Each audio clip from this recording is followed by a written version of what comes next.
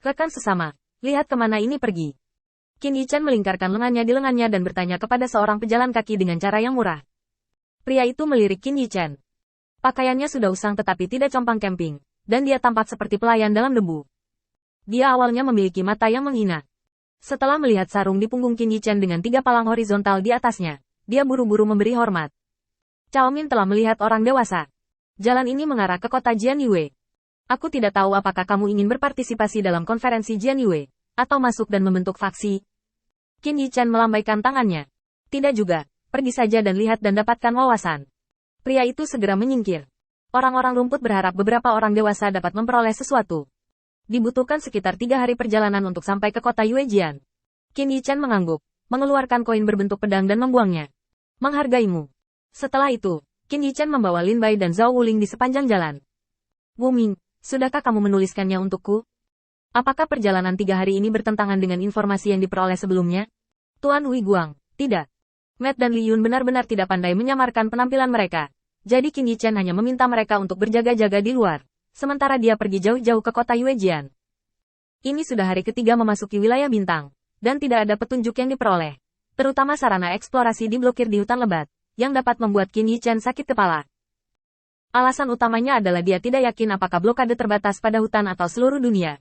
Jadi Qin Yichan tidak bertindak gegabah sampai dia bertemu dengan penduduk asli kemarin, dan kemudian memecahkan situasi dan meninggalkan hutan di bawah kepemimpinannya. Tentu saja, pakaian di tubuhnya juga diberikan oleh orang ini, dan pedang di punggungnya adalah tanda rekomendasi yang dia berikan kepada Qin Yichan. Dia pergi ke kota Yuejian, menemukan orang itu, dan membawa surat di sepanjang jalan.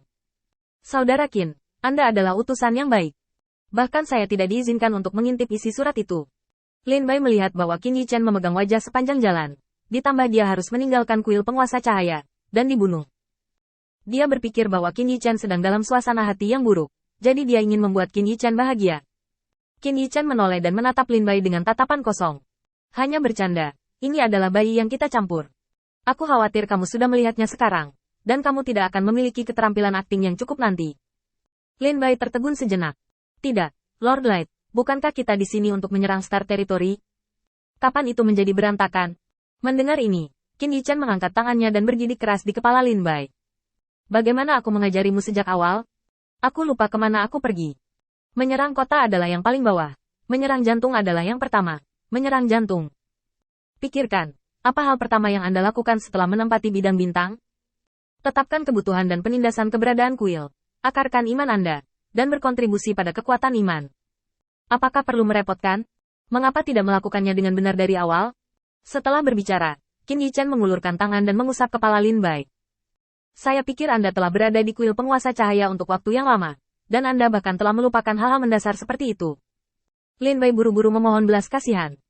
Melihat tidak ada orang di sekitar, Qin Yichan menjentikkan jarinya, dan mereka bertiga menghilang tanpa jejak dalam sekejap. Ketika mereka muncul kembali, mereka sudah berada di luar kota Yuejian. Setelah memilah-milah penampilannya, Qin Yichan memimpin Lin Bai dan Zhao Wuling ke kota Yuejian. Prajurit yang berdiri di pintu melihat pedang di punggung Qin Yichan, tidak hanya tidak menghentikannya, tetapi juga memberi hormat standar kepada Qin Yichan. Aku pernah melihat orang dewasa. Qin Yichan menggaruk kepalanya karena malu. Kamu telah bekerja keras. Setelah berbicara, Qin Yichan berjalan langsung ke kota seolah-olah dia sedang berlari untuk hidupnya. Dalam keadaan ini, Qin Yichan sudah mulai pengecut. Rasa hormat orang-orang ini untuknya datang sedikit tiba-tiba, dan Qin Yichan tidak bisa mengetahuinya. Apakah itu tampaknya ada hubungannya dengan cara Anda berpakaian? Tetapi setelah memasuki bidang bintang ini, Qin Yichan yakin tidak ada yang salah dengan pakaiannya. Qin Yichan tidak bisa membayangkan mengapa orang-orang ini begitu menghormatinya. Mungkinkah orang yang membawa mereka keluar meninggalkan bekas pada mereka? Tapi dari situasi saat ini, itu masih hal yang baik untuk saat ini. Lagi pula, orang-orang ini tidak mempermalukannya. Saat Qin Yichan berjalan ke kota Yuejian, suasana yang hidup tiba-tiba mengalir ke wajahnya. Di kedua sisi jalan, ada pedagang asongan berjongkok, dan di trotoar mereka, ada pedang yang tak terhitung jumlahnya. Bentuk senjata ini sangat seragam dan terlihat sangat sederhana. Pikiran Qin Yichan bergerak, dan dia menjadi tertarik. Berjongkok di depan paving, saya hati-hati melihat senjata ini. Tapi bagaimanapun, saya tidak mengerti mengapa. Bagaimanapun, di mata Qin Yichan, hal-hal ini jauh lebih rendah daripada prajurit Dao. Tanpa restu iman, kekuatan mereka secara alami terbatas. Yang paling dipedulikan Qin Yichan adalah pengerjaan pedang ini. Mereka sangat halus, dan setiap detail digambarkan dengan cermat. Tampaknya para pengrajin ini tidak memiliki niat untuk berinovasi sejak awal, tetapi untuk mengembangkan kerajinan hingga ekstrim. Qin Yichen sedikit terkejut dengan perilaku seperti ini. Lagi pula, di dunia ini, aturan supremasi kekuatan dapat mematuhi praktik ini. Pasti ada beberapa cara di dalamnya. Saat mata Qin Yichen menyapu, beberapa penjajah gemetar. Tuan, apa pendapat Anda tentang hal ini? Seorang penjajah berani bertanya pada Qin Yichen. Qin Yichen menjawab tanpa sadar. Bagus. Segera, penjajah itu tersenyum dan buru-buru pamer kepada orang-orang di sampingnya. Dengar, orang dewasa mengatakan bahwa aku pandai dalam hal ini, dan aku pasti akan memenangkan tempat pertama kali ini. Kamu bisa menariknya ke bawah. Saya pikir apa yang dikatakan Tuan adalah bahwa kita semua baik-baik saja. Tuan itu toleran. Saya tidak ingin banyak hal, saya hanya berharap orang dewasa itu muncul. Yo, apa yang kamu katakan itu benar. Aku belum melihat orang dewasa itu selama bertahun-tahun, tapi aku sedikit merindukannya. Qin Yichen diam-diam mendengarkan kata-kata penjajah sebelum mencoba bertanya. Siapa tuan itu?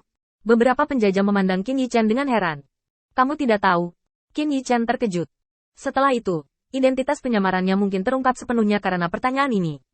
Saya langsung memikirkan tindakan balasan yang tak terhitung jumlahnya di benak saya, dan menimbang di antara berbagai retorika. Seperti ini, terutama karena saya mundur dengan master, dan saya tidak tahu apa-apa tentang dunia luar. Selain beberapa kungfu biasa, master tidak mengajarkan apapun, jadi saya tidak tahu. Qin Yichen tidak tahu apakah alasan yang dia buat masuk akal atau tidak, jadi dia hanya bisa mengambil satu langkah pada satu waktu. Jika Anda benar-benar tidak menipu orang-orang ini, maka larilah terlebih dahulu. Lagi pula, tidak banyak kerugian kali ini, dan haknya akan digunakan untuk menjelajahi jalan.